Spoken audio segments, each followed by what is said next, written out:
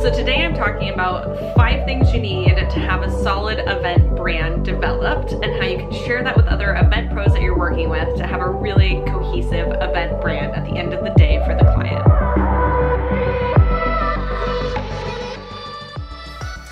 So today I wanted to talk about event branding. There's 5 different things that you can do to have a very cohesive event brand, especially when you're working with a lot of different event pros. It's really wonderful to have a consistent story that you're telling throughout every single guest touch point. When I started at Valentines 10 years ago, I had no idea there was actually a thing as event branding. Prior in my education was essentially branding small creative businesses. And then in 2008, I got asked to brand a wedding. So I used the same techniques from those creative brand process to how I approached a wedding. Today, now sometimes I work alongside a planner to put together an event brand for a client, or sometimes I'm working directly with a client, helping them essentially put something out there that reflects their personalities and who they are and what they want their guests to experience. So I found that it's actually quite one and the same. To start that, I usually start with step 1. Step 1 is, what are the series of words or sentence that summarizes exactly what we want the guests to experience? So let's say we want them to experience sunshine, happiness, excitement when they show up at the event. So I usually am brainstorming those kinds of series of words, or a lot of times in a consultation, those words will kind of come out naturally. So I start with those words and what that beginning story says. Then we transition to imagery. So I use those words to search essentially happiness, essentially what is visually sunshine, and I put together a folder that has imagery that reflects what our story is. 3 is developing a color palette. So I use those photos to start feeling what the mood is and the tone and the temperature of the images. I use that inspiration to start developing my color palette.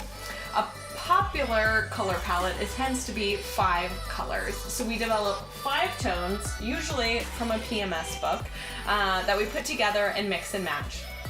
3 of them tend to be primary colors that we use throughout an event, and 2 tend to be accent colors.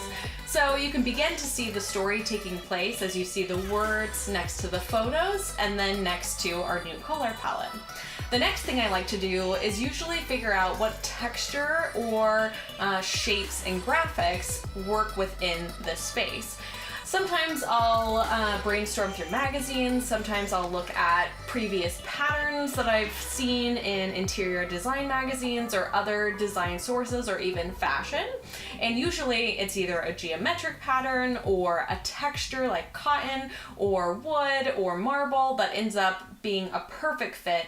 Then we transition to fonts. Now I've had experience for 15 plus years in fonts, so it comes pretty naturally, and usually I can visualize exactly what I want to use. I will say there's 2 great resources, one being defont.com, which is a free font download.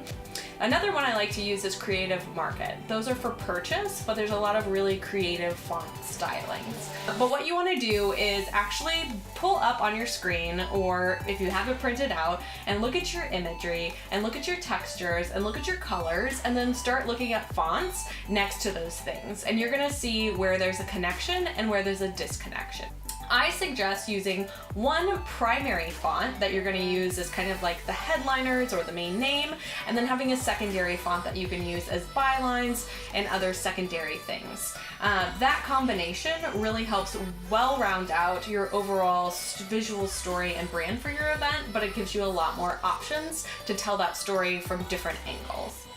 And lastly, what I like to do is put together one PDF for all the vendors involved in the projects that I work in. That allows me to put the color palette, the photos that I originally pulled, the fonts that I'm going to use, and the event brand that I've put together.